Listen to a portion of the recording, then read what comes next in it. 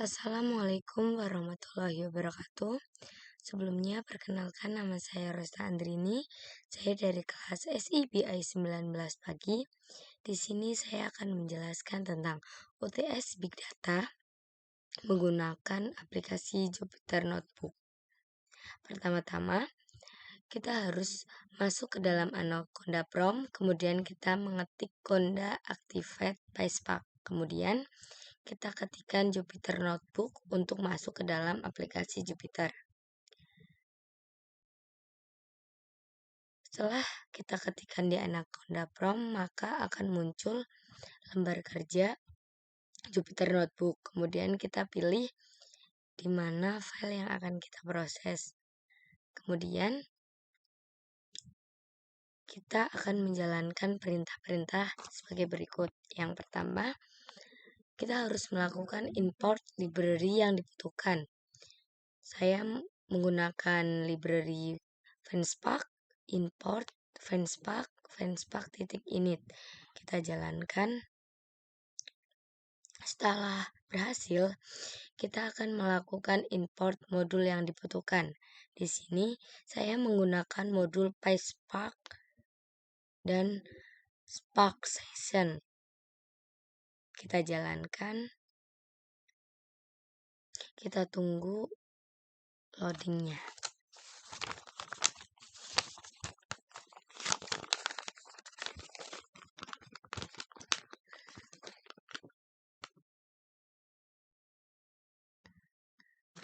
Nah, setelah selesai melakukan import modul, kemudian kita ingin menampilkan versi Python dan PySpark yang kita gunakan. Di sini kita ingin mengetahui versi berapa Python dan Spark yang kita gunakan. Menggunakan perintah import SYS print Python version dan print Spark version. Kita jalankan. Di sini keluar output Python versi yang saya gunakan 3.7.11 dan Spark yang kita gunakan yaitu versi 3.0.3.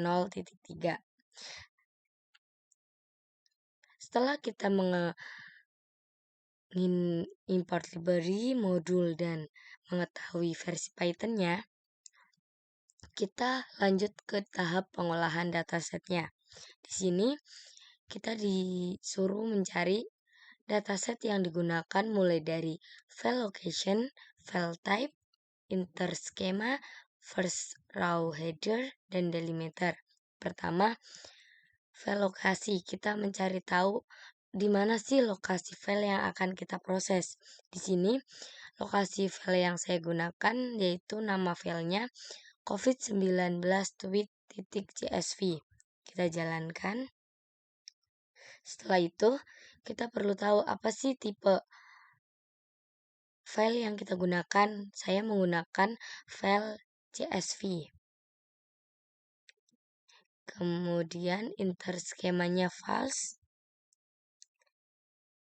Di sini menggunakan first row is header true. Dan delimiter atau pemisahnya tanda koma. Kita run. Kemudian di sini ada perintah df sama dengan spark .read .format file type option infer schema option header option shape delimiter and load file location. Kita jalankan.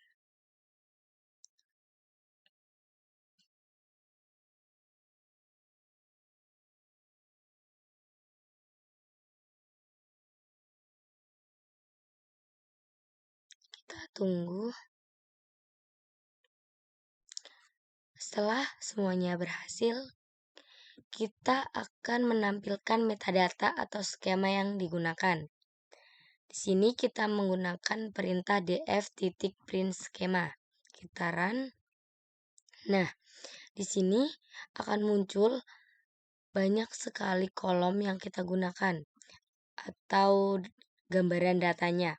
Di sini ada username menggunakan string, nullable true, user location string, nullable true, user description string, nullable true, user created string, user follower string, user friend string, user favorite string, user verified string, date string, text string, hashtag string, source string, is retweet string. Jadi di sini banyak sekali kolom yang tersedia dan semuanya menggunakan tipe data string.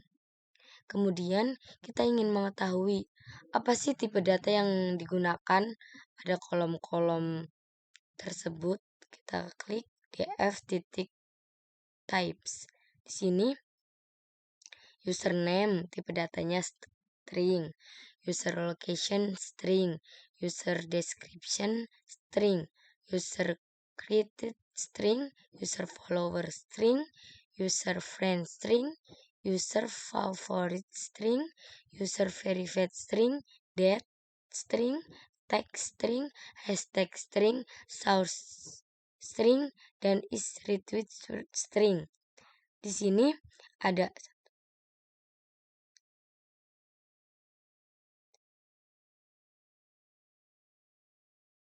banyak sekali kolom yang kita gunakan.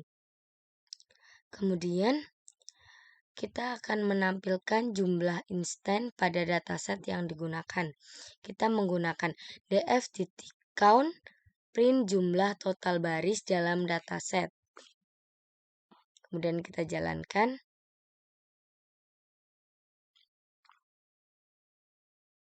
Perintah ini untuk mengetahui berapa sih jumlah data yang kita gunakan.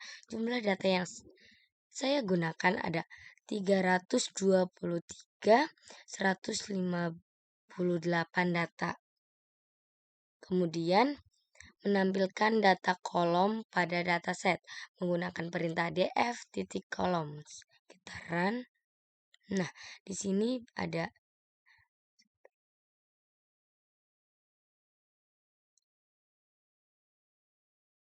ada 13 kolom yang kita gunakan. Ada username, user location, user description, user create, user followers, user friend, user favorite, user verified, date, text, hashtag, source, dan is retweet. Kemudian kita disuruh memilih 6 kolom dan simpan dalam sebuah list menggunakan metode select.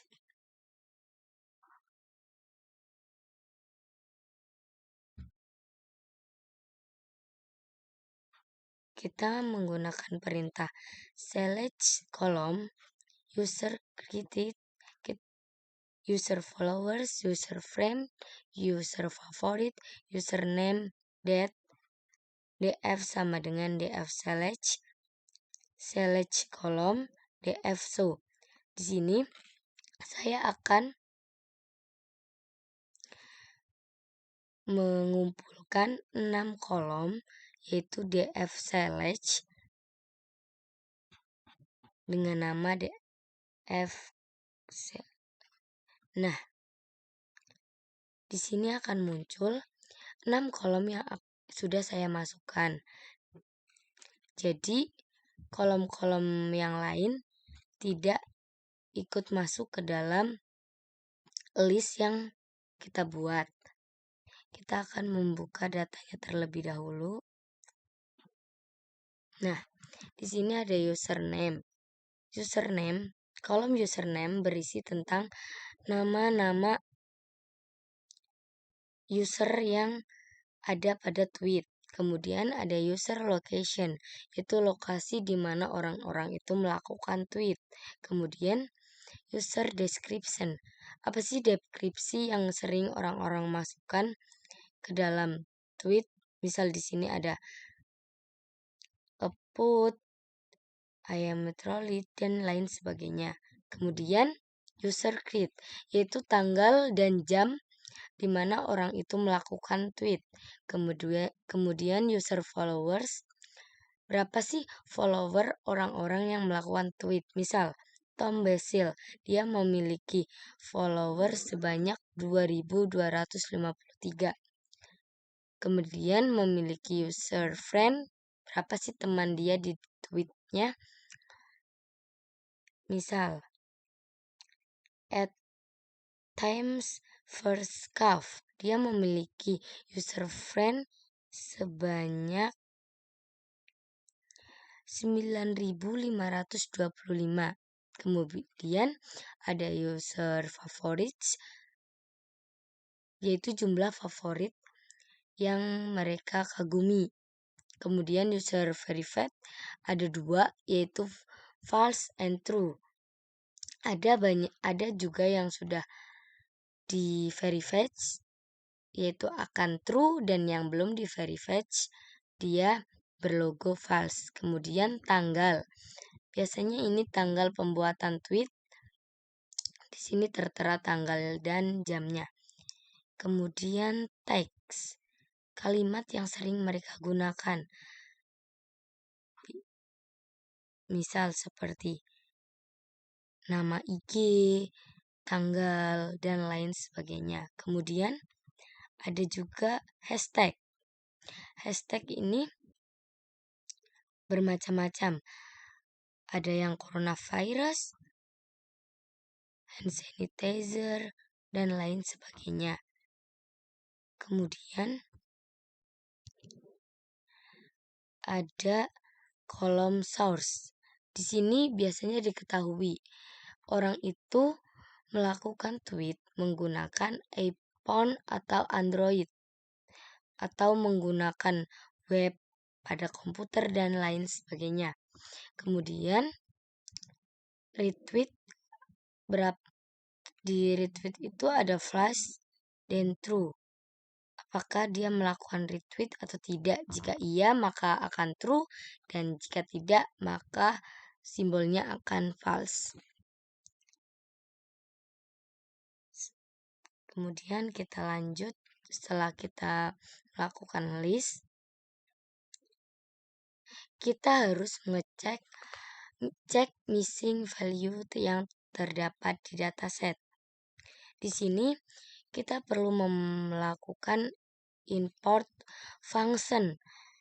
Kenapa? Karena jika ingin mengecek missing value, kita perlu melakukan import function pada PySpark.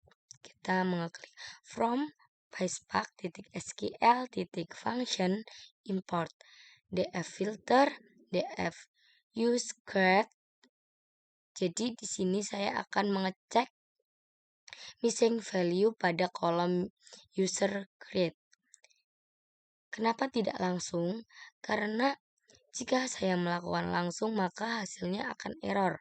Jadi kita perlu melakukan perintah import function. Dan kita jalankan. Kita tunggu sebentar. Nah, di sini akan muncul output bahwa di dalam user created terdapat banyak sekali missing value, yaitu 87.936 missing value.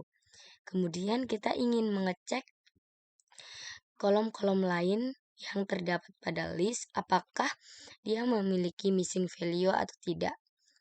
Kita akan melakukan perintah df select count when kolom C is null is none C alias for C in df column show. Kemudian kita run. Kita tunggu sebentar. Nah, di sini akan muncul kolom-kolom yang sudah masuk ke dalam list yang tadi kita buat. Ada user created. Terdapat 87.936 missing value. Kemudian ada user followers. Ada 137.502 missing value. User friends ada 1.424.31.000 missing value. User otomatis ada 143.662.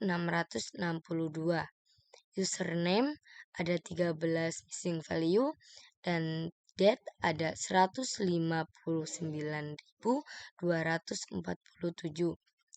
Banyak sekali missing value pada kolom yang kita gunakan. Kemudian kita perlu melakukan casting atau ubah tipe data yang digunakan di setiap kolom sesuai tipe data yang disimpan. Karena seperti pada data yang di awal, semua data yang digunakan memiliki tipe data string. Sedangkan di sini ada date tanggal, ada followers yang harusnya angka, mereka menggunakan string, friend, user friend, dan lain sebagainya. Maka kita akan mengubahnya. Script casting saya dapatkan dari materi yang sudah diberikan pada latihan Spark Demonstration.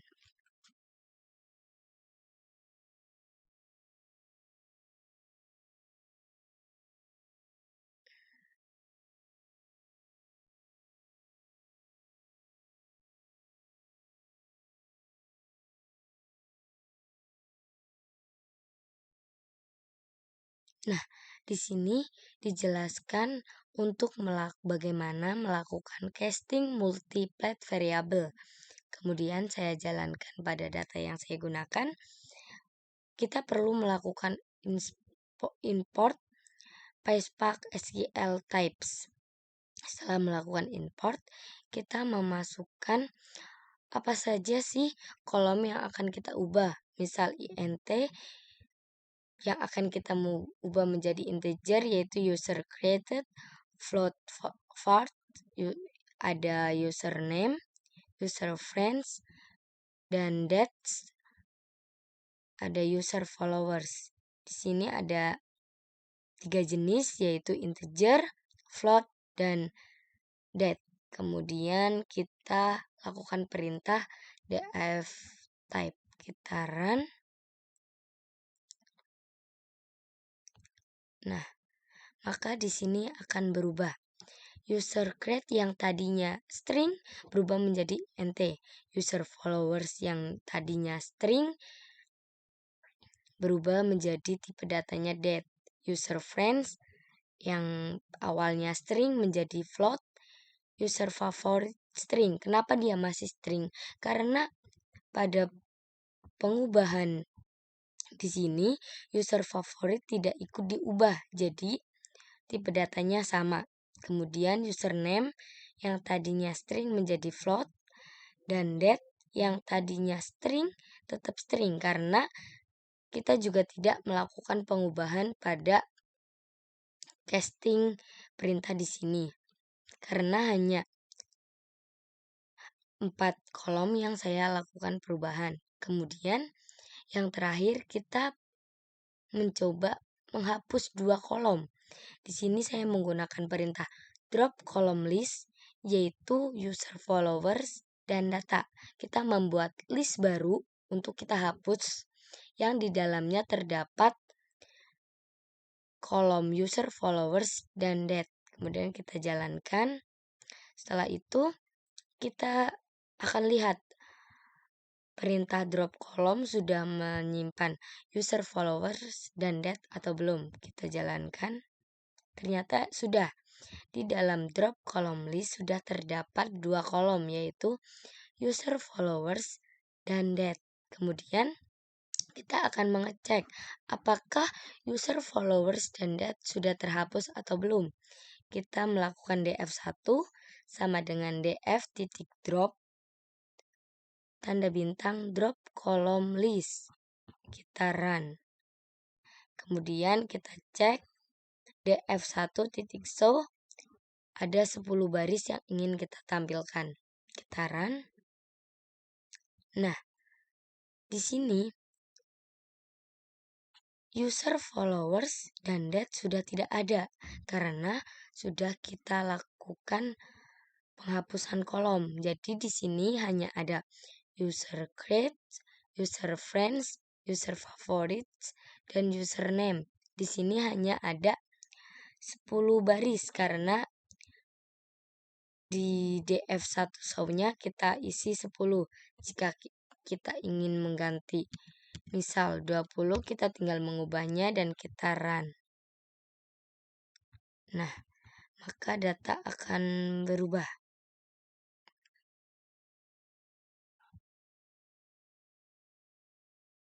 Sekian penjelasan dari saya. Apabila banyak kesalahan, saya mohon maaf. Wassalamualaikum warahmatullahi wabarakatuh.